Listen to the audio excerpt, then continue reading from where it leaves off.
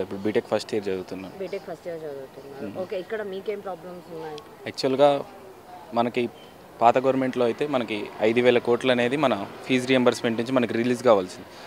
అయితే మనం పాత గవర్నమెంట్ నుంచి మనకి ఉచిత విద్య ఉచిత వైద్యం అని చెప్పిన గవర్నమెంట్ మనకి కనీసం ఇవ్వాల్సిన ఫీజు రియంబర్స్మెంట్ కూడా ఇవ్వలేకపోయింది.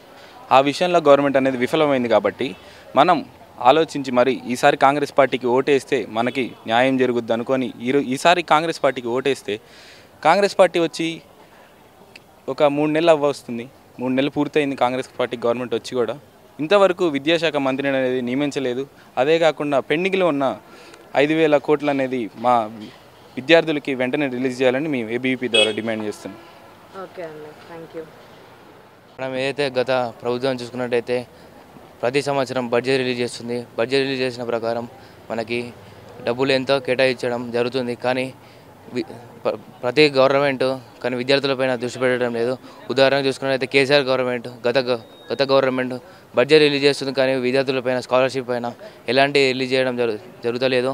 ఇప్పుడు మన రేవంత్ రెడ్డి గవర్నమెంట్ చూస్తున్నట్టయితే కాంగ్రెస్ గవర్నమెంట్ బడ్జెట్ రిలీజ్ చేసింది మొన్న, కానీ ఇప్పటివరకు విద్యార్థుల్లో స్కాలర్షిప్ ఇంకా పడడం లేదు. విద్యార్థులు దీనికి ఎంతో బాధపడుతున్నారు. దీనికి గవర్నమెంట్ ఎలాంటి యాక్షన్ అయినా తీసుకొని విద్యార్థుల పట్ల దృష్టి పెట్టి ఒక ఎడ్యుకేషన్ మినిస్టర్ని డిమాండ్ చేస్తున్నాము. మరియు ఇంకా గవర్నమెంట్ అన్నింటిలో చూస్తుంది, కానీ విద్యను పక్కెట్టి మిగతా అన్నింటిలో చూసుకుంటుంది. దీన్ని మేము ఏబీవీ తరఫున రిక్వెస్ట్ చేస్తున్నాము.